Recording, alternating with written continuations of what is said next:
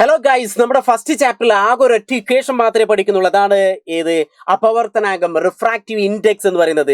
Refractive index എന്ന് പറഞ്ഞാൽ speed of light in vacuum by speed of light in medium എന്നാണ്. അതായത് അപവർത്തനാങ്കം എന്ന് പറഞ്ഞാൽ പ്രകാശത്തിന്റെ ശൂന്യതയിലെ വായുവിലെ വേഗം ബൈ പ്രകാശത്തിന്റെ മാധ്യമത്തിലെ വേഗം എന്നാണ്. അതിന് നമുക്ക് ഇക്വേഷൻ n=c/v എന്ന് ഓർത്ത് വയ്ക്കാം. ഇവിടെ നമുക്ക് പ്രോബ്ലം ആണ് ഓർത്ത് വയ്ക്കേണ്ടത്. അതോടൊപ്പം തന്നെ അപവർത്തനാങ്കം റിഫ്രാക്റ്റീവ് ഇൻഡെക്സിന് യൂണിറ്റ് ഇല്ല എന്ന് ഓർത്ത് വയ്ക്കാം. പ്രത്യേകം നോട്ട് ചെയ്യണേ. ഇനി അടുത്ത് ഇതിനകത്ത് എപ്പോഴും ചോദ്യം വരുന്നതായിരിക്കും, അപവർത്തനാങ്കം നമ്മളോട് കണ്ടെത്താൻ പറയും. അപ്പൊ എയർ, വാട്ടർ, ഗ്ലാസ് ഇതിന്റെയൊക്കെ അപവർത്തനാങ്കം റിഫ്രാക്റ്റീവ് ഇൻഡെക്സ് കാണാൻ പറയും. അപ്പൊ കണ്ടെത്താൻ ഒന്നുമില്ല, നമ്മൾ ഇക്വേഷൻ എന്താണ്?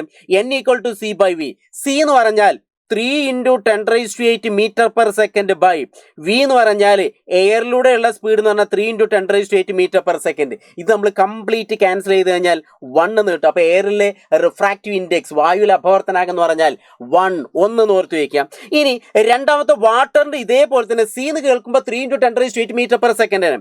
അപ്പോൾ മുകൾ ഭാഗത്ത് 3 എന്ന് വരും, താഴെ v എന്ന് പറഞ്ഞാൽ വാട്ടറിലൂടെയുള്ളതാണ്. അത് എത്രയാണ്? 2.25 എന്നാണ്. ഇത് ചെയ്യുമ്പോൾ നിങ്ങൾക്ക് കിട്ടുന്ന 1.33 എന്ന് വരും. അപ്പോൾ ജലത്തിന്റെ അപവർത്തനാങ്കം എന്ന് പറഞ്ഞാൽ 1.33 എന്ന് പഠിച്ചു വെക്കണം. ഇനി മൂന്നാമത്തെ എന്ന് പറഞ്ഞാൽ ഗ്ലാസ് ആണ്. ഗ്ലാസ്സിലൂടെയുള്ള സ്പീഡ് കണ്ടെത്താനും n=c/v എന്നാണ്. c എന്ന് കേട്ടാൽ മനസ്സിൽ അപ്പോൾ ഓർത്ത് വയ്ക്കുക. എന്താണ് c എന്ന് കേട്ടാൽ മനസ്സിൽ അപ്പോൾ ഓർത്ത് വയ്ക്കുക? 3 × 10⁸ മീറ്റർ പെർ സെക്കൻഡ്. ഞാനിപ്പോൾ ഇവിടെ 3 എന്ന് എഴുതുന്നുള്ളൂ. ബൈ v എന്ന് പറഞ്ഞാൽ ഓർത്ത് വയ്ക്കുക 2 × 10⁸ ആണ്. അപ്പോൾ താഴെ 2 എന്ന് വരും.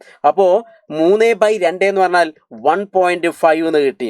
അപ്പോൾ ഗ്ലാസിന്റെ റിഫ്രാക്റ്റീവ് ഇൻഡെക്സ് എത്രയാണ്? അപവർത്തനം 1.5. വെള്ളത്തിന്റെ ആണെങ്കിൽ എത്ര വരുന്നു?